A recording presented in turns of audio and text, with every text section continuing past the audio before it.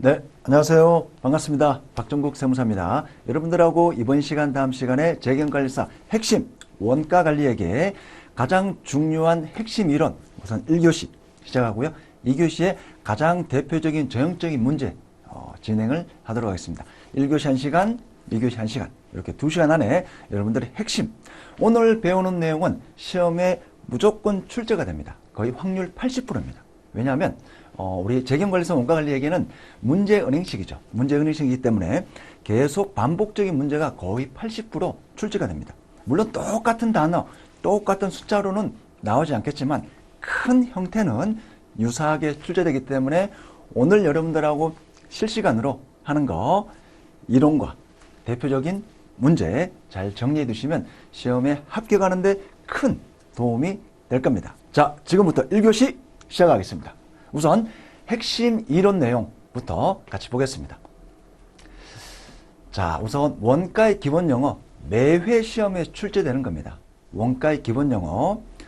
자, 우리가 원가 대상, 원가 집계, 원가 집합, 원가 배분, 조업도, 원가 동인, 관련 범위 매회 출제되는 부분이고요.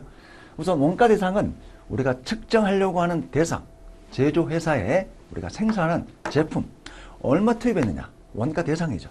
원가 집계, 원가 자료를 모으는 겁니다. 우리가 원가에 3요소가 있죠. 공장에서 발생한 모든 원가를 세 가지로 요약하면 직접 재료원가, 직접 노무원가, 그다음 제조 간접원가 세 가지가 있는데 이렇게 직접 원가는 바로바로 제품에 배분하고요. 공통원가, 직접 추적 불가능한 이 공통원가인 제조 간접원가는 합리적인 인가 기준에 따라 우리가 제품에 배분해서 최종 제품 원가를 계산을 합니다. 자, 이때 원가 집합.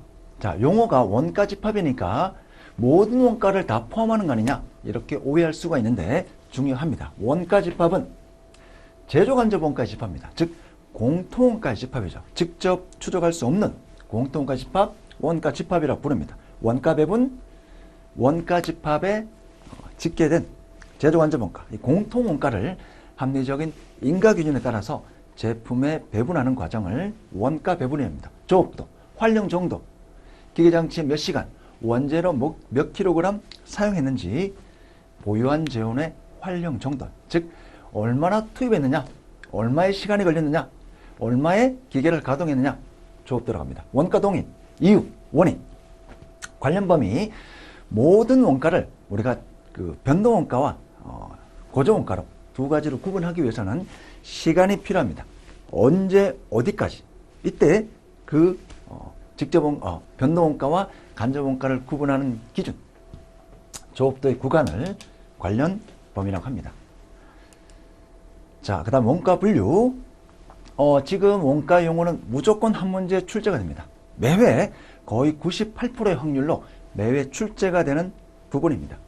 순수 변동원가, 준변동원가, 순수 고정원가, 준 고정원가.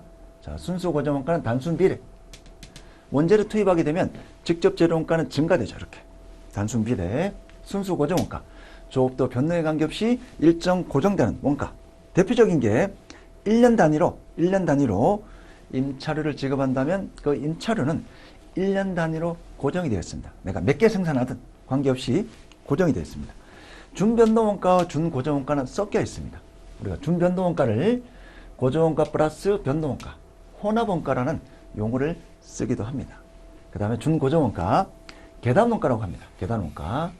일정 조업도 범위 내에서는 일정하지만 그 조업도 범위가 증가하면 이렇게 계단식으로 증가하는 거. 준고정원가라고 부르고 있습니다. 준고정원가. 자, 다음 이제 원가의 분류. 추적 가능성에 따라 직접원가와 간접원가로 구분을 합니다. 직접 재료원가, 직접 노무원가, 직접원가죠. 제품의 원가 발생을 직접 추적할 수 있는 원가, 직접 재료원가, 직접 노무원가, 그 다음에 간접원가 있습니다. 자, 그 다음에 제조 활동에 따른 분류. 우리가 기초원가, 가공원가라는 용어가 중요합니다. 여기서 직접 재료원가는 기초원가, 제조 간접원가는 가공원가. 근데 직접 노무원가는 기초원가도 되고 가공원가도 됩니다. 간혹가다 우리가 문제 출제해서 직접 재료, 직접 노무, 제조 간접원가 이렇게 출제되는 게 아니라 기초원가는 얼마다, 가공원가는 얼마다 이렇게 출제될 수 있기 때문에 이 용어도 중요합니다. 자, 비제조원가, 쉽게 말해서 제조원가는 공장에서 발생하는 원가다. 비제조 원가는 공장 이외에서 발생하는 원가다. 예를 들어 본사 건물, 공장이 아닌 본사 건물. 우리 삼성전자도 공장이 있고 본사가 따로 있죠. 뭐 LG도 마찬가지고요. 자, 그렇게 되면 이 비제조 원가는 공장 이외에서 발생하는 원가, 비제조 원가. 대표적인 게 판매관리비. 발생 즉시 바로 비용 처리됩니다. 자, 의사결정. 관련 원가, 매물 원가, 회피 가능 원가, 회피 불능 원가, 기회 원가, 현금 지출 원가. 자, 나머지는 어렵지 않고요.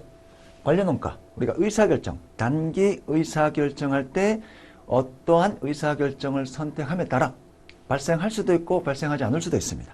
의사결정 대안 간의 차이가 발생하는 원가를 관련 원가, 매물 원가. 내가 지금 어떠한 의사결정을 하는데 이미 과거에 발생했어요. 그래서 이번 의사결정하고는 전혀 관련 없는 매물 원가. 회피 가능, 불능. 특정 대안을 선택함으로써 회피할 수 있는 원가, 회피할 수 없는 원가. 기회 원가. 기회 원가 중요하죠. 포기된 대안 중. 자, 제가 세 가지를 선택할 수 있어요. 하나, 둘, 셋. 근데 셋 중에 가장 좋은 게 이거예요. 그럼 두 가지를 포기했겠죠. 이 두 가지 포기한 것 중에 최선의 이익이 되는 그 대안은 뭔가? 이거라고 한다면 이 포기된 대안 중 최선 대안의 이익, 기회 원가라 부릅니다. 장부에 계산하지 않고요. 제가 수업 시간에는 기회 이익이라는 표현을 쓰죠. 기회 이익, 포기된 대안 중 최선 대안의 이익, 기회 이익, 저하고 같이 쓰는 용어 기회 이익입니다. 근데 실제 우리 원가 용어에서는 기회 원가라는 용어를 씁니다. 현금 지출 원가 있고요. 자, 그 다음 원가 분류, 수익, 비용에 따른 분류, 제품 원가, 기간 원가. 우리 기간 원가는 발생 즉시 바로 비용 처리됩니다. 공장 이외에서 발생하는 원가. 제품 원가. 제품 생산에 부과되는 원가를 제품 원가라고 부르고 있고요. 이 제품 원가는 언제 비용 처리되죠? 판매가 되어야 되죠. 판매가 되어야만 매출 원가로 비용 처리됩니다. 자, 자산 관련 미소멸 원가, 소멸 원가. 통제 가능성. 경영자가 통제 가능한 원가다. 통제 불가능한 원가다. 통제 가능성에 따라 통제 가능, 불가능 원가. 시점에 따른 분류. 역사적 원가가 있고요. 예정 원가가 있습니다. 예정 원가는 미래에 발생될 거로 예측되는 원가. 과거 원가는, 역사적 원가는 이미 과거에 발생한 원가, 역사적 원가입니다. 자, 이렇게 원가의 용어, 매회 무조건 한 문제 출제가 됩니다. 가장 중요한 내용이고요. 이론만 알면 쉽게 풀 수 있죠. 우리 원가관리에게 이론 문제가 40% 또는 많으면 45%. 계산 문제가 이제 60%에서 한 55% 출제되는데, 이론 문제는 여러분들이 이제 놓칠 수가 있는데 알면 맞출 수 있는 문제입니다. 알면 맞출 수 있는 문제고요. 그래서 가장 중요한 이론 내용을 우리가 오늘 이 시간에 여러분들하고 하고 있습니다. 자, 한 문제 원가의 용어 무조건 출제됩니다. 자, 그 다음 또 매회 출제되는 유형, 우리 T계정. 제조회사의 원가 흐름. 제조회사에서, 공장에서 직접 재료, 직접 노무, 제조원재 원가 발생을 합니다. 발생을 하면 공장에서 발생한 이런 원가를 세 가지로 분류했고요. 이 원가들이 바로 제품이 되는 건 아니죠. 특정 시점에 가공 중인 제품이 될 수가 있습니다. 이걸 뭐라 부릅니까? 제공품이라고 부르죠. 그래서 직접 재료, 직접 노무, 제조원재 원가 어디로 보냅니까? 제공품으로 갑니다. 제공품으로 가서 완성이 되면 제품 계정으로 대체가 되고요. 미완성이 되면 기말 제공품. 제품 계정에서 판매가 되면 이제 그때 비로소 매출원가, 우리 손익 계산서의 매출원가로 기재가 됩니다. 그래서 풀이 유형들은 여러 가지가 있지만 저도 여러 가지 방법을 해봤어요. 계산해 볼 때 가장 쉽고 가장 빠르고 실수하지 않는 방법이 바로 T 계정입니다. 문제 보시고 나오면 적으세요. 적다 보면 문제가 빨리 이해가 됩니다. 그래서 빈칸 채우기죠. 자, 다음 자료를 바탕으로 해서 기말 제공품 원가는 얼마냐. 다음 자료를 바탕으로 해서 기말 제품 원가는 얼마냐. 다음 자료를 바탕으로 해서 직접 재료 원가는 얼마냐. 다음 자료를 바탕으로 단기 구입한 원재료가 얼마냐. 여러 유형의 문제가 나올 수가 있습니다. 무조건 한 문제 출제가 됩니다. 자, 그 다음 이제 또 중요하게 다루는 부분, 우리 보조부분 원가. 보조부분 원가도 거의 매회 한 문제 출제가 되는 부분입니다. 보조부분. 공장에는 만약에 우리 회사가 생산한 제품이 볼펜이다. 그러면 이 볼펜 생산과 직접 관련된 제조 부분이 있을 수 있고요. 그렇지만 이 볼펜을 생산하는 이 제조 부분 이외에 공장에 여러 가지 지원 부서들이 있어요. 이걸 우리가 보조 부분이라고 부르고 있습니다. 식당, 대표적인 게 식당. 공장의 노동자, 우리 직원들이 일을 하면 식사를 해야 되겠죠. 그래서 이 식당은 이 제품 제조에 직접 기여는 하지 않지만 간접적으로 기여를 한다는 겁니다. 그리고 뭐 수선부서. 기계들이 고장나면 우리 수선팀에서 여러 가지 기계들을 수리할 거예요. 자, 이런 것을 우리가 보조 부분이라고 하고요. 이 보조 부분도 어디서 발생하죠? 공장에서 발생합니다. 공장에서 발생하기 때문에 제품 원가에 계산이 포함을 해야 됩니다. 보조 부분의 원가를 배부하는 방식이 세 가지가 있습니다. 첫 번째, 직접 배분법. 두 번째, 단계 배분법. 세 번째, 상호 배분법이 있죠. 자, 계산 문제 나오고요. 계산 문제가 안 나온다면 이런 문제가 반드시 나옵니다. 직접 배분법은 심플해요. 다른 보조 부분 간의 연관성을 완전 배제. 바로 배부. 상호 간에 무시합니다. 단계 배분법은 한쪽만 반영하자. 한쪽만 반영하자. 예를 들어 식당 보조 부분은 수선 보조 부분에 배부를 하고 수선 부분은 다시 식당에 배부하지 않습니다. 한쪽만 반영하는 방법, 단계 배분법. 상호 배분법 다 합니다. 식당 부분, 수선 부분 서로 용역 수수하죠. 다 반영하는 방법을 상호 배분법. 실제 가장 이상적이고 합리적인 방법은 상호 배분법입니다. 근데 상호 배분법은 시간이 많이 걸리고요. 항상 계산이 복잡고 이상적이고 정확하면 시간과 비용이 많이 들려요. 원가 계산하기 위해서 프로그램을 돌려야 되고 계산해야 되니까 시간과 비용이 많이 걸립니다. 상호 배분법. 단계 배분법 가장 심플합니다. 가장 간단합니다. 다만 너무 단순하게 현실에 있는 여러 가지 복합적인 상황을 무시하고 바로 하는 거니까 심플하게 간단하게 하는 거니까 원가 왜곡이 발생할 수 있다. 단계 배분법은 중간입니다. 중간. 그래서 단계 배분법은 이 순서가 굉장히 중요해요. 순서를 잘못하게 되면 원가 왜곡이 발생할 수 있다. 자, 항상 우리 원가 관리의 관점은 항상 모든 논리가 똑같습니다. 시간과 비용이 많이 걸리고 복잡하면 정확한 원가 계산이 됩니다.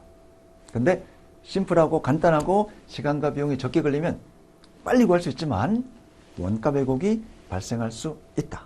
중요합니다. 자, 그 다음에 이제 보조 부분 배분하는 방식 원가 행태별 변동비와 고정비를 구분해서 변동비는 실제 용역 사용량 기준으로 배분하자. 고정원가는 최대 사용량 기준으로 배분하자. 왜냐하면 이 고정원가는 조업도 발생에 따라 단순 비례하는 그런 성격의 원가가 아니기 때문에 최대 사용량 기준으로 배부하게 되면 좀 더 적합한 합리적이고 정확한 원가 계산이 될 수 있다. 이렇게. 자, 계산 문제 다음 시간에 할 거고요. 이론 내용 중요합니다. 자, 그 다음에 이제 우리가 개별원가와 종합원가가 있어요. 개별원가, 종합원가. 제목에서 거의 드러나죠. 우리가 원가 계산 방법, 개별원가, 종합원가, 표준원가. 단어만 아시면 여러분들이 쉽게 이미지를 떠올릴 수가 있습니다. 개별원가, 말 그대로 개별, 따로따로. 공장에서 생산한 제품이 하나, 둘, 세 가지밖에 없다. 다른 종류의 제품을 생산해요. 따라서 개별적으로 따로따로 구하자. 종합원가, 종합. 공장에서 볼펜을 이렇게 대량으로 생산합니다. 종합적으로 구하자. 개별적으로 따로 구하는 게 아니라 종합적으로 구하자. 종합원가, 표준원가. 뭔가 표준이라는 게 있죠. 표준. 우리가 원가 계산하는데 어떤 표준을 설정해 놓고 그 표준대로 원가를 배분하자는 겁니다. 표준원가. 자, 우선 개별원가부터 보겠습니다. 개별원가는 주로 주문 제작하는 기업에 적합한 방식입니다. 우리 회사가 1년에 아주 중요한, 아주 특별한 제품을 생산해요. 고객사로부터 주문을 받아서 우리 회사는 황금연필 또는 루비연필 이 두 개만 생산합니다. 다른 거는 생산한다고 생산이 없다라고 가정을 해보고요. 자, 근데 고객들이 주문하는 제품의 종류가 틀리죠. 그렇기 때문에 개별적으로 따로따로 구할 수밖에 없습니다. 자, 공장의 라인이 두 가지가 있어요. 나무 절단, 조립 공장. 황금 연필, 루비 연필. 아주 특별한 연필입니다. 아주 특별한 연필. 이렇게 상상을 해보는 거예요. 자, 그러면 공장에서 생산한 제품의 종류가 틀리기 때문에 직접 재료원가, 직접 노무원가 틀릴 수밖에 없죠. 왜? 원재료 틀리고요.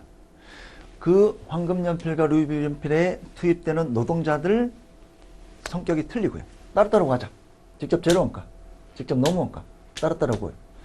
그 다음에 공통원가가 있어요. 자, 예를 들면 뭐 페인트 감독관, 임차료, 감가상각비, 전기료 이런 공통원가는 황금과 루비 연필 생산하는데 공통적으로 발생하는 원가.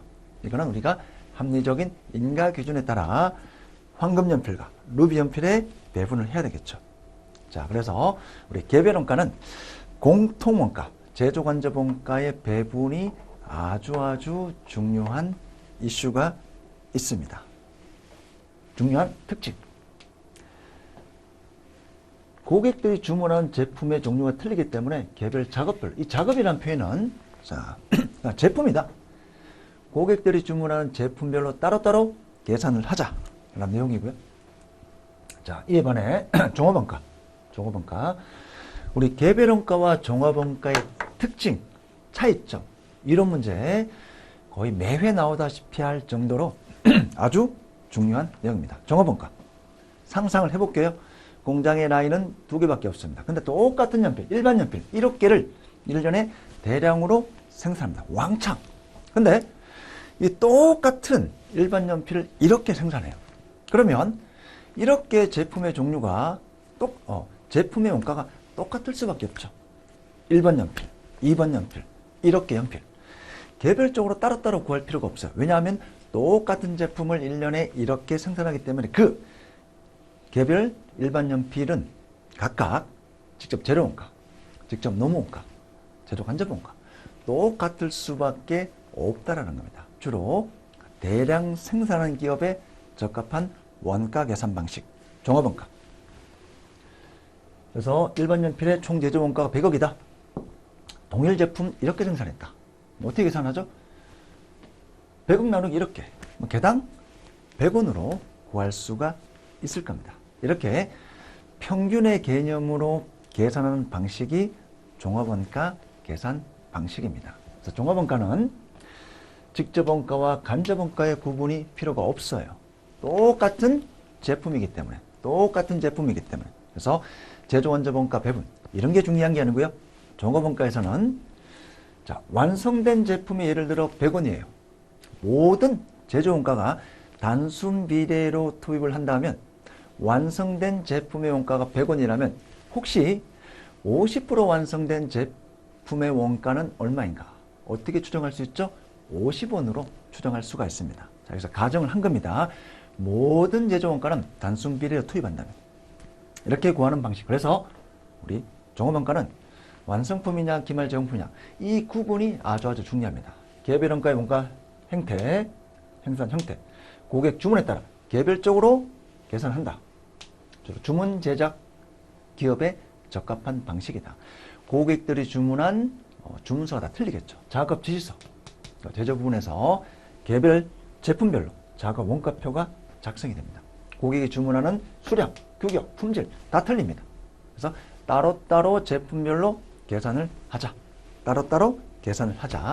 개별 원가고요. 주로 적합한 업종은 조선업 또는 건설업, 아파트를 제외한 건설업, 상가, 단독주택, 큰 공장 다 틀리잖아요.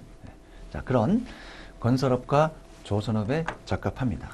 그 다음에 종합원가는 주로 대량 생산한 라면이나 계산기 똑같은 거 몇십 개 생산하잖아요. 이런 기업에 적합한 방식이 종합원가 계산 방식입니다. 동일 규격, 동일 제조 과정, 계속 반복적. 그래서 완성품과 기말 제공품 배분 문제가 중요하다. 그래서 종합원가는 제조간접원가 배분 문제가 중요하지 않습니다. 그리고 공정별로 작성합니다. 생산보고서 우리 몇 개 작성했다. 이런 생산보고서가 중요하고요. 개별원가는 작업 지시서, 작업 원가표. 개별 제품별로 작업 지수가 틀리겠죠. 작업 원가표. 개별 제품별로 제품 원가를 계산하는 작업 원가표도 틀릴 수밖에 없습니다. 자, 이런 용어들 우리가 시험에 나오면 개별 원가에 대한 내용인지 종합 원가에 대한 내용인지 여러분들이 구분할 수 있어야 됩니다. 중요한 내용이고요. 자, 종합 원가. 자, 그 다음에 이제 우리가 종합 원가 계산하는데 두 가지 방식이 있죠. 평균법이 있고요. 선입선출법이 있습니다. 시험에서 계산 문제로 매회 출제가 됩니다. 다음 자료 바탕으로 기말 제공품 원가를 구하라. 다음 자료를 바탕으로 완성품 환산량을 구하라. 논리만 알고요.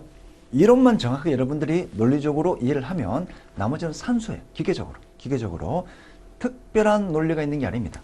가정 중요합니다. 우리 원가 관리에게는 현실 생활에 무수히 많은 현상들을 다 반영할 수가 없어요. 그러면 이론 전개를 할 수가 없습니다. 그래서 수많은 여러 가지 가정을 하죠. 그 가정에 따라 논리 전개하고 그 다음에 계산이 되는 학문입니다. 현실에 발생한 것을 심플하게 가정해서 이론 정리하고 계산. 이게 원가 관리 회계의 핵심입니다. 여러분 보시면 막 성격이 따지기 좋아하고 생각이 많은 사람은 오히려 원가 관리 회계가 좀 어렵다는 분들이 있더라고요. 근데 또 반대로 심플하고 단순한 사람은 이 원가 관리 회계가 또 굉장히 쉽더라고요. 왜냐하면 제가 말씀드리는 내용만 딱딱딱 하면 쉽게 계산이 되는 학문이기 때문에 그렇습니다. 원가 관리 공부할 때는 심플하고 단순하게 생각 없이 기계적으로 가정에 따라 이론 정리, 계산 이 세 가지만 체크하시면 됩니다. 자, 종합원가 우리 계산 방식 평균법과 선입선출법이 있는데 이것도 가정에 따라 이론이 전개되는 거죠.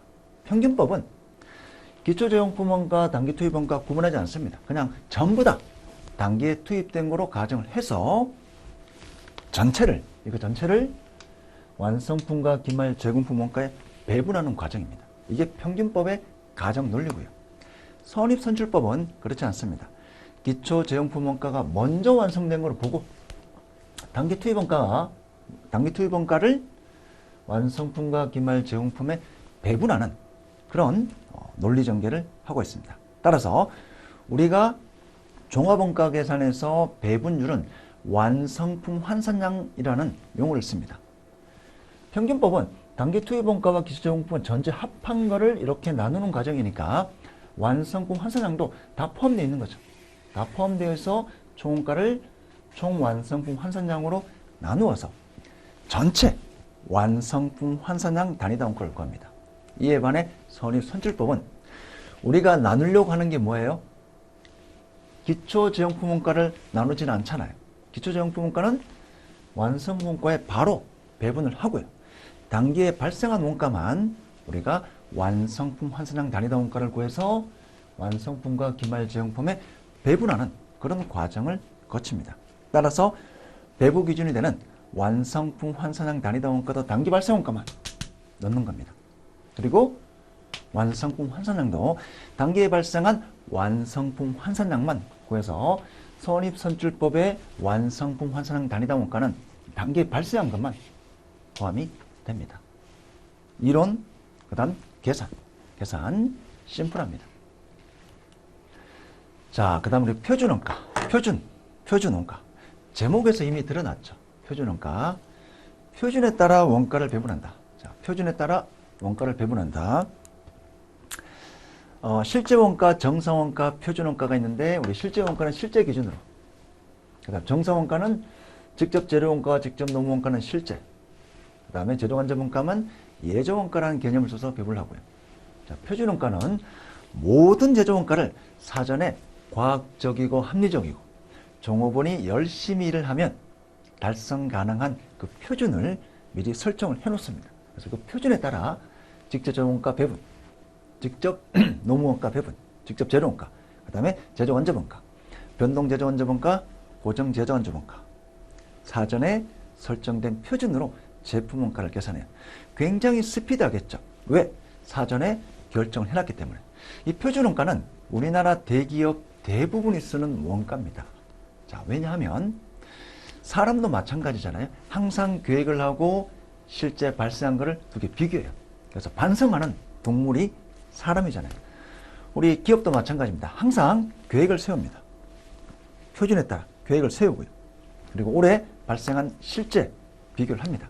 잘했냐 못했냐 발생하기 위해서 비교하기 위해서 표준원가를 우리나라 대부분의 대기업들은 또는 중견기업들은 전부 다 표준원가를 사용하고 있습니다. 표준원가의 특징 두 가지가 있습니다. 첫 번째, 원가 계산을 표준에 따라 빨리 하기 위해서 첫 번째 이유고요. 두 번째, 성과평가하기 위해서 잘했냐 못했냐 따지기 위해서 또 표준원가를 쓰게 됩니다. 사전에 과학적이고 합리적인 종업원들이 열심히 하면 도달 가능한 그 표준을 설정해 놓고 배부하자. 표준 수량, 표준 가격, 표준 시간, 표준 인율, 표준 조업도 표준 배부율로 배부하는 방식입니다. 자, 직접 재료원가, 직접 노무원가, 변동 제조원자원가, AQAP, AQSP, SQSP 똑같습니다. 계산. 자, 시험 문제 나오면 여러 가지 유형을 나올 수가 있습니다. 이 공식에 따라 쓰세요. 쓰다 보면 여러분들이 빨리 캐치할 수 있습니다. 생각부터 하지 마시고요. 일단 AQAP, AQSP, SQSP에 따라 쓰시고요. 그 다음 문제를 보면 빨리 계산이 됩니다. 다음 시간에 계산 문제, 전형적인 문제 같이 풀어보겠습니다. 자, 직접 재료원가는 우리가 이제 이 가격 차이를 구입 시점에 빨리 할 수 있습니다. 실제 원자료 사용량 기준으로 하는 게 아니고요. 구입 시점에 그 구입량 기준으로 가격 차이를 빨리 분석할 수가 있습니다. 이유는 가격 차이를 빨리 분석함으로써 구입량 기준으로 가격 차이를 빨리 분석함으로써 우리 회사 원가의 절감을 위해서 가격 차이를 빨리 분석하는 거예요. 그래서 구매팀에서 비싸게 샀으면 왜 비싸게 샀는지 이유를 빨리 밝혀서 좀 더 싸게 구입할 수 있게끔 지시를 해야 되겠죠. 그래서 구입 시점에 가격 차이를 분석하면 관리 측면에서 즉시에 반영할 수 있는 그런 장점이 있습니다. 자, 직접 재료원가, 직접 재료원가, 직접 노무원가는 똑같습니다. 투입량이 아니고요. 이제 시간이겠죠. 시간. 자, 변동 제조원자원가, AQAP, AQSP, SQSP. 여기도 똑같습니다. 조업도와 배부율이 들어갈 뿐이지. 직접 재료원가, 직접 노무원가 논리와 똑같습니다. 표준 배부율, 제조원자원가니까 이제 배부율을 결정을 해야 되는데 그 배부율을 변동 제조원자원가 예산 나누기 예정조업도 해서 사전에 결정을 해놓습니다. 자, 근데 고정제조원가는 논리가 약간 틀리죠. 조업도에 따라 변동하는 원가가 아니기 때문에 논리가 약간 틀립니다. 실제, 그다음 예산, 그리고 배부 이렇게 해서 예산 차이, 그 다음에 조업도 차이 이렇게 두 가지로 분석합니다. 직접 재료, 직접 노무, 변동 제조원자원가는 변동비 성격, 그 다음에 고정제조원자원가는 고정비 성격. 그래서 고정제조원자원가는 조금 다르게 우리가 차이 분석을 합니다. 예산, 실제 발생액, 배부액, 예산 차이, 조업도 차이고요. 자, 그 다음에 우리가 이제 가끔 이런 내용으로 이런 문제 또 출제되죠. 직접 재료원가 가격 차이에 대한 설명으로 틀린 것은 왜 발생했는지, 직접 노무원가 가격 차이, 능률 차이 왜 발생했는지 이런 이론 문제로 또 출제가 될 수가 있습니다. 계산만 하시면 어렵지 않게 골라낼 수 있습니다. 자, 다음으로 우리 변동원가 계산.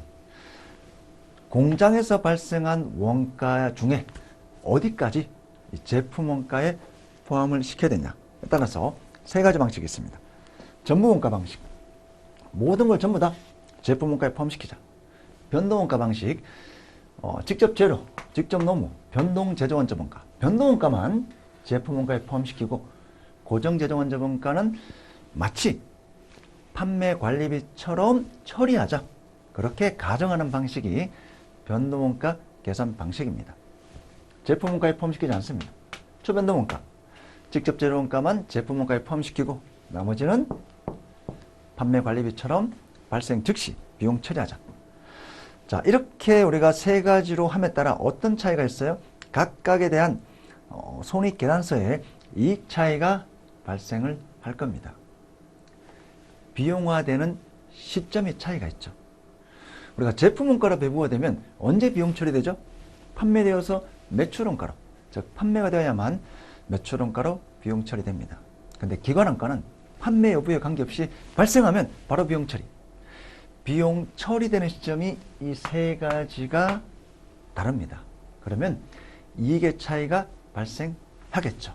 그래서 시험 문제의 정의, 그 다음 이익 차이 계산 나옵니다. 변동과 전부원가, 고정제조 원가가 때문에 차이가 발생하죠. 그래서 기초재고 마이너스, 기말재고 플러스, 변동에서 전부 이익 전환. 초변동과 변동원가 차이, 초변동과 변동 차이, 요거 두 개죠. 직접 노무, 변동 제조. 직접 노무, 변동 제조. 그래서 기초재고 마이너스, 기말재고 플러스. 그래서 항상 우측에서 이렇게 넘어간다. 우측에서 왼쪽으로 넘어간다.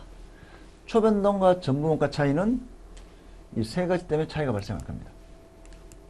초변동과 전부원가, 마이너스 기초, 플러스 기말. 세 가지. 자, 우리가 이제 이 세 가지 방식에서 판매 관리비는 차이가 없어요. 판매 관리는 차이 없고, 변동원가, 전부원가, 초변동원가. 오직 이 차이만. 공장에서 발생한 원가를 언제 비용 처리할까? 이 차이에 따라서 세 가지 방식의 이익 차이가 발생하고, 기말 제품 또는 이제 기말 어떤 제공품, 이런 제공품 차이가 발생한다는 겁니다.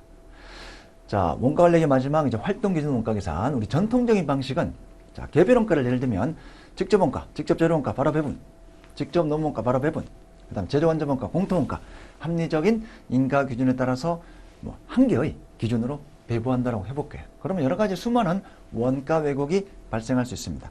활동 기준 원가는 직접 재료 원가 배부, 직접 노무 원가 배부, 공통 원가인 제조 원자 원가만 이 활동별로 여러 가지 제조 활동별로 따로 해서 인가율을 따로 찾아서 배부율을 따로 한 다음에 제품 원가에 배부하면 좀 더 정확한 원가 계산이 되고 기업의 의사결정하는데 제품의 가격 결정 또는 여러 가지 의사결정, 단기 의사결정, 장기 의사결정, 의사결정하는데 정확한 원가 계산이 되면 기업 이익에 더 개선이 된다라는 게 활동기준 원가 계산의 정의입니다. 최대한 세부적으로 나누자. 과거에도 이런 거는 알았어요. 근데 못했죠. 왜? 너무나 많은 비용이 들어서 너무나 많은 시간이 걸리기 때문에 못했습니다. 근데 최근에는 모든 기업들이 이런 활동기준 원가 계산 논리를 접목합니다. 왜? 컴퓨터가 있고 전산이 있고 작은 시간으로 수많은 정보를 얻을 수 있고 적은 비용으로 정확한 원가 계산을 할 수 있는 여건이 마련되었다는 겁니다. 활동기준 원가 계산 논리 똑같습니다. 배부율을 따로따로 하자. 우리가 제가 수업 시간에 많이 가정했죠. 1차 맥주, 2차 향주, 3차 막걸리, 4차 과실주. 공통원가라고 전부 한다면 1차에서 4차까지 발생한 술값을 전부 다 공통원가라고 가정한다면 뭐 술잔 수로 배분한다고 가정한다면 가장 합리적인 게 뭐예요? 1차는 소주잔으로, 2차는 맥주잔으로, 3차는 막걸리 잔으로, 4차는 과실주 잔으로. 그 술잔에 따라 배분하는 게 가장 합리적일 겁니다. 그런 논리가 바로 활동기준 원가 계산입니다. 아주 심플하고요. 간단합니다. 자, 이제 우리 관리회계 CVP 분석 가정 재고는 없습니다. 기초재고, 기말재고 없고요. 단기에 생산한 거 전부 다 판매한 거로 가정을 합니다. 직선이고요. 비용함수 직선으로 가정합니다. 자, CVP의 계산 구조 두 가지 공식만 외우면 다 풀 수가 있습니다. 매출액 빼기 변동원가 빼기 고정원가는 이익이다. 가격, 판매량, 변동원가 가격, 단위당 가격, 판매량, 고정비는 이익이다. 매출액 곱하기 공원이익률, 공원이익이죠. 공원이익률은 매출액분의 공원이익이니까. 매출액분의 공원이익이니까 매출액 곱하기 공원이익률 하면 공원이익이 나옵니다. 공원이익에서 고정비를 빼면 이익이 나옵니다. 이 두 가지 공식만 기억하시면 모든 우리 CVP 계산 문제는 커버가 됩니다. 뭐 손익분기점 매출을 구하라, 손익분기점 판매량을 구하라. 이것만 재료두면 되잖아요. 그래서 공식 투입해서 바로 계산할 수 있습니다. 자, 그 다음에 이제 우리 분권화와 성과평가. 여기도 이론 문제로 자주 출제되는 부분입니다. 이론 문제로 자주 출제되는 부분입니다. 분권화. 최대한 나누자. 나누어서 성과평가를 하는데 따로따로 하자. 우선 책임회계, 정의.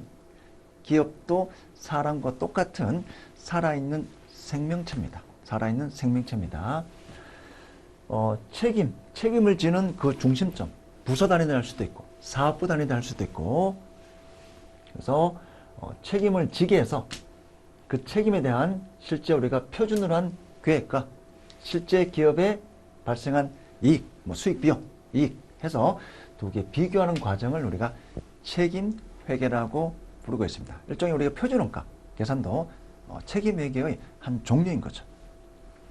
전제 조건 명확해야 되고요. 그 경영자가 그 원가에 대해서 통제 가능해야 되고요. 세 번째, 예산이 있어야 됩니다. 표준이 있어야 됩니다. 비교를 해야 되니까. 여러분들도 이제 계획하고 이렇게 실제를 비교하려면 반성을 하고 미래 계획을 세우려면 항상 예산, 표준이라고 생각하시면 됩니다. 비교 자료가 있어야 됩니다. 이렇게 책임에게 권한과 책임을 좀 더 위임하게 되면 신속한 의사결정, 그리고 개인별, 조직별로 통제하고 평가할 수 있다. 그리고 그 책임자로 하여금 회사 발생하는 수익과 비용을 효율적으로 수행할 수 있고 그런 여러 가지 예외에 의한 관리를 할 수가 있습니다. 자, 원가의 통제 가능성. 항상 우리가 성과평가할 때는 통제 가능한 원가만 성과평가에 포함을 시켜야 됩니다. 경영자가 내가 아무런 통제할 수 있는 원가면 그 원가를 저의 성과평가할 때 반영하면 안 되겠죠. 저의 노력에 따라, 저의 결정에 따라 변할 수 있는 원가가 아니기 때문에 통제 불가능한 원가는 성과평가할 때 고려하지 말자. 자, 다음으로 우리가 또 이런 문제 자주 나오는 예산, 고정예산과 변동예산이 있습니다. 고정예산은 특정 조건, 예를 들어 1000개. 그 1000개 기준으로 작성된 회사의 수익, 비용, 이익. 변동예산. 이 조업들을 변동함으로써 이 예산이 변동될 수 있겠죠. 예를 들어 900개 회사 수익 비용 이익, 1000개 회사 수익 비용 이익, 1100개 회사 수익 비용 이익. 이렇게 조업도 변동에 따라 이제 변동이 되는 예산을 변동 예산이라고 봅니다. 자, 다음 책임 중심점. 크게 네 가지가 있습니다. 수익 중심점, 원가 중심점, 이익 중심점, 투자 중심점. 수익 중심점, 매출에 대해 책임을 져라. 원가 중심점, 우리 표준원가, 발생한 원가에 대해서 책임을 져라. 이익 중심점, 수익과 비용 모두에 대해서 책임을 져라. 주로 우리 고정원가는 통제 불가능한 원가이기 때문에 일반적으로. 그래서 이익 중심점은 주로 공원이익으로 하는 게 좀 더 바람직하다. 투자 중심점은 투자한 자산의 활용도까지 내가 이만큼 투자했는데 얼마 이익이 발생했느냐. 회사의 수익, 비용, 이용만 성과평가할 때 고려한 게 아니라 투입 대비 얼마의 수익, 비용, 이익이 발생했냐. 투자한 자원의 활용 정도까지 고려한 성과평가 방식이 투자 중심점 성과평가입니다. 자, 분과나 위임하자. 위임하면 빨리 대응할 수 있고 빨리 의사결정할 수 있고 책임감과 주인의식이 부여되고 그 다음에 동기부여도 됩니다. 최고 CEO는 큰 것만 결정하자. 짜잘스러운 거는, 작은 것들은 하위 경영자 또는 부서장에게 위임을 해서 빨리 시장에 민첩한 반응을 해서 의사결정을 하자. 분권화의 정의입니다. 그런데 분권화의 문제점도 있죠. 중복이 될 수도 있고요. 그 다음에 사업부별로 너무 분권화가 심하면 또 사업부별로 자기 사업부만 고려하고 다른 사업부는 고려하지 않기 때문에 기업 전체 이익에 도움이 되지 않는 그런 준최저가 현상도 발생할 수가 있습니다. 이걸 해결하기 위해서 우리가 대리이론, 문제점, 그 다음 해결 방안, 기업 전체 이익 극대화는 스탁옵션을 부여하면 돼요. 종업원이나 임원에게 스탁옵션을 부여하면 주가가 올라가면 나에게 도움이 되는 거죠. 근데 주가가 올라가려면 기업 전체의 이익이 극대화가 되어야 될 겁니다. 그래서 분권의 문제점, 최고 CEO는 밑에 직원들이 하위 경영자들이 일을 잘하고 있는지 감시하는 비용이 있고요. 또 밑에 하위 경영자들은 최고 CEO에게 나 잘하고 있다 계속 확인해 주는 그런 비용들이 있습니다. 이런 비용들이 뭐죠? 보고서 작성하는 거죠. 계속 보고서 이쁘게 작성하고 그럼 시간과 비용이 많이 걸리죠. 이런 것들 해결하기 위해서 스탁옵션 경영자 보상 계획이 있다. 자, 그 다음에 이제 투자 중심점 성과평가 투자 수익률법 계산 이론. 투자 중심점 영업자산분의 영업이익, 투자수익률법, 잔여익법, 영업이익 빼기 투자 중심점 영업자산 곱하기 최저 필수수익률. 잔여익법은 이만큼 투자해서 이만큼 이익을 얻었는데 최소한 이 정도 비용은 나간다. 최소한 최저 필수수익률. 이거보다는 높은 더 이익이 나야만 회사에 남는 이익이 있다. 그래서 잔여익법 논리입니다. 투자수익률법은 수익률, 비율 개념이고요. 10억 투자했는데 1억 벌었다. 10% 수익률 올린 거죠. 자, 계산, 정의 할 수 있습니다. 그 다음 경제적 부가가치. 자, 회계적 잉율법, 우리 장기 의사결정에 나오는 개념이고요. 투자액분의 연평균 단기순이익, 세후입니다. 투자수익률법, 세전 영업이익 나누기 투자 중심점 영업자산, 잔여이익. 자, 이 부위에는 앞에 이 세 가지보다 좀 더 성과평가하는데 디테일하고 업데이트되고 어떤 타인 자본 비용 또는 주주의 어떤 자본 비용까지 고려한 좀 더 포괄적이고 업데이트된 성과평가 지표라고 보시면 됩니다. 그래서 큰 대기업들은 이런 EVA를 성과평가 지표로도 많이 사용을 합니다. 자, 정의, 계산. 세후 실질 영업이익이다. 단순 영업이익이 아니고요. 세전도 아니고요. 실질 세후 영업이익이다. 세후 영업이익 빼기, 그 다음에 투하 자본. 내가 이만큼 투자했는데 거기에 대한 자본 비용. 기업들이 자본 조달하는 방식은 두 가지가 있죠.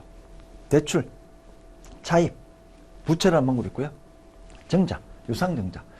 주식 발행해서 방법이 있습니다. 그래서 부채 부분 자본 조달, 자본 항목으로 자본 조달해서 투자하는 거죠. 그러면 이 대출했으면 이자 줘야 되고요. 빌렸으면 이자 줘야 되고요.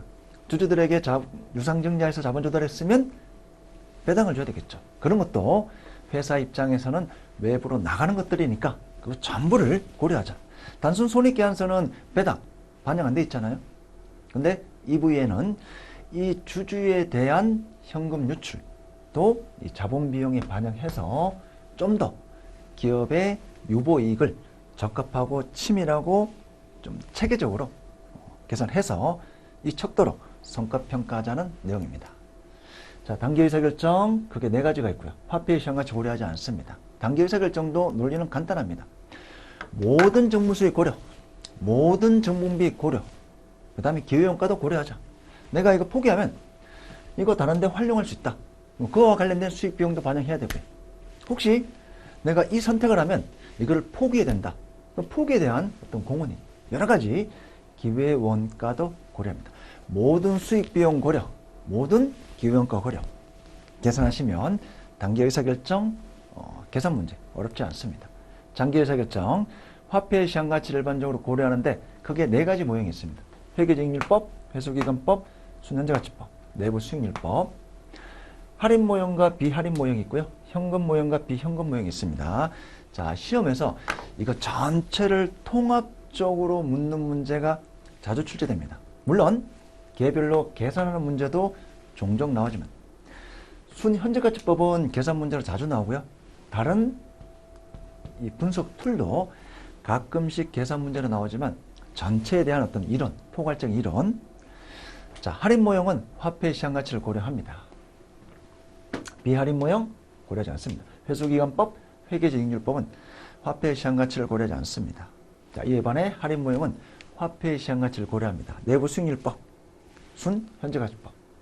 자, 다음으로 발생주의 모형이냐 아니면 현금주의 모형이냐 따라서 현금 모형과 비현금 모형이 있습니다.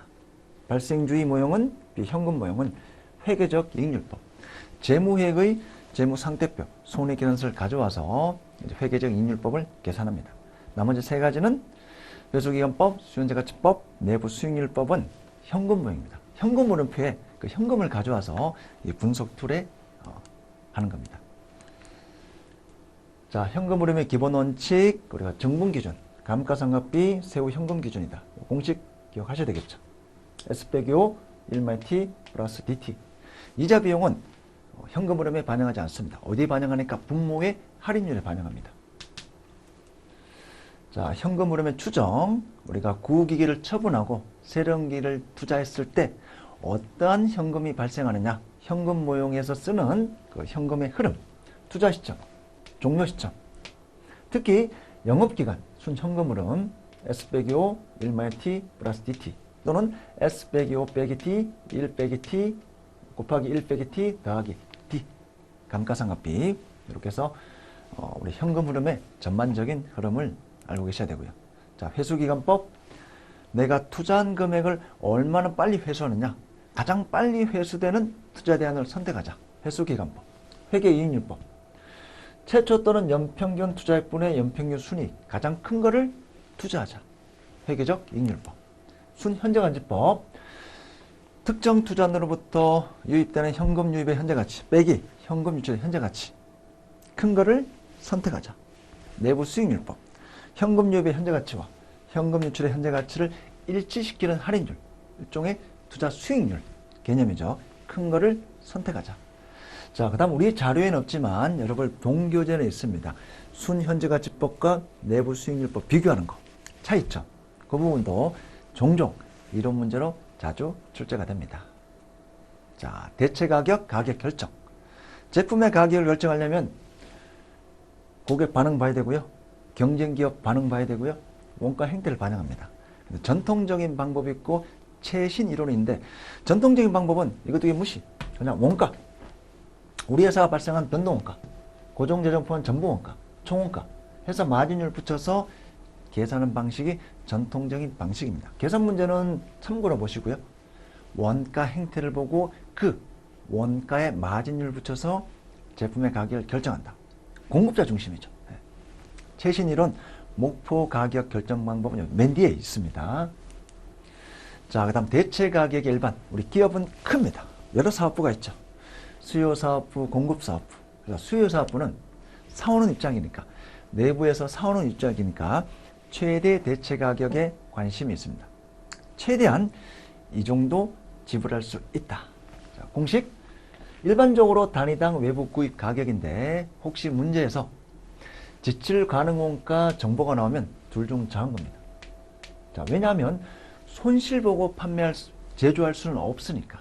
그래서 이 정보가 있으면 요거 계산해야 되고요. 이 정보가 없으면 수요사업부의 최대 대체 가격은 외부 구입 가격이다. 보시면 됩니다. 자, 그 다음 시험에서 우리 계산 문제는 공급사업부의 최소 대체 가격이 계산 문제로 자주 출제됩니다. 공급사업부. 외부에 파는 것을 포기하고 내부에 대체하려면 최소한 얼마를 받아야 될까? 공급사업부의 관심은 매출자, 수익자 관심이기 때문에 최소 대체 가격에 관심이 있습니다. 첫 번째, 정분지출원가. 이거 생산하면 외부에 파는 거 포기하고 이거 생산해서 내부의 수요사업부에 공급하면 얼마의 원가가 발생할까? 대체시 정분지출원가 더하기 혹시 내부에 대체한다면 외부에 파는 거를 포기하는 게 있으면 그 포기된 기회이익, 기회원가도 반영을 해야 됩니다. 대체시 들어가는 돈 더하기 대체한다면 외부 파는 거 포기하는 거 대체시 단위당 기회원가 이것도 반영을 해야 됩니다. 자, 최신 관리에게 매회 한 문제 정도는 출제가 됩니다. 수명지기 원가 계산. 제조에만 관심을 가지는 게 아니라 앞뒤 다 보자. 연구개발, 제품 설계, 마케팅, 유통, 고객 서비스, 상위 활동과 하위 활동까지 전부 다 보자. 제품의 탄생과 소멸까지 전반적으로 보게 되면 상호 가치 사슬 이런 원가들이 따로따로 노는 게 아니라 서로 연관되어 있다는 겁니다. 특히 상위 활동인 연구개발과 제품 설계가 아주 중요하다. 이때 잘못하게 되면 뒤쪽 단계에서 원가를 절감할 기회가 없다. 이렇게 수명주기 원가 계산에 따라 가치 사슬에 따라 분석해 보니까 이런 원가들이 상호 연관되어 있다는 겁니다. 그래서 중요한 거는 상위 활동이 아주 중요하다. 제품 설계, 연구 개발 단계부터 아주 중요하게 관심을 가져야만 뒤쪽의 원가를 절감할 수 있는 기회가 생긴다. 장기적인 원가 관점이고요. 자, 프로젝트 전체에 대한 이해가 되고요. 그 제조 이전 단계가 매우 중요하다. 원가 절감을 위해서 중요하다. 원가 발생 상호 간의 파악을 할 수 있다. 수명주기 원가 계산, 목표 원가 계산. 우리 전통적인 방식은 원가 계산 먼저 하고 마진율 붙여서 판매 가격을 결정하는데 이렇게 하면 시장에서 도태될 수가 있습니다. 옛날에는 공급자가 많지 않았지만 지금은 수많은 경쟁 기업과 동일 종류의 제품을 생산하는 기업들이 많죠. 그래서 우리 회사가 생산해서 판매하는 제품의 가격을 결정하기 위해서는 우선 시장의 반응과 경쟁 기업의 반응을 먼저 보자. 이 친구들은 얼마에 팔고 있는지, 소비자는 우리 회사 제품에 대해서 얼마를 지불할 수 있는 용의가 있는지 해서 목표란 판매 가격을 결정하고요. 그 다음 우리가 원하는 마진율을 결정해서 거꾸로 원가를 정하는 겁니다. 그래서 이 원가가 달성되게끔 이제 연구개발부터 차근차근 해서 이 원하는 원가를 맞추기 위해서 직원들을 노력하자, 열심히 하자.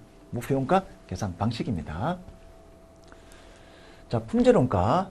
우리 원가는 적게 발생하면 좋아요. 왜냐하면 비용화 되는 거니까. 제품원가는 판매되면 비용 처리되죠. 비용이 적게 발생해야만 기업의 이익이 증가되는 겁니다.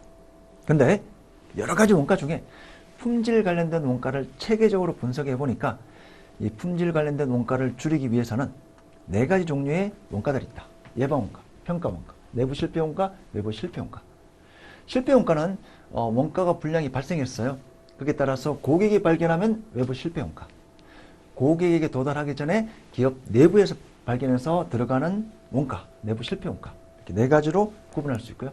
자, 4가지 구분하는 이론 문제 자주 출제되고요. 예방원가, 평가원가, 내부 실패원가, 외부 실패원가. 다음 중 품질원가에 대한 설명 중 틀린 것은? 그래서 구분하는 문제 출제가 자주 됩니다.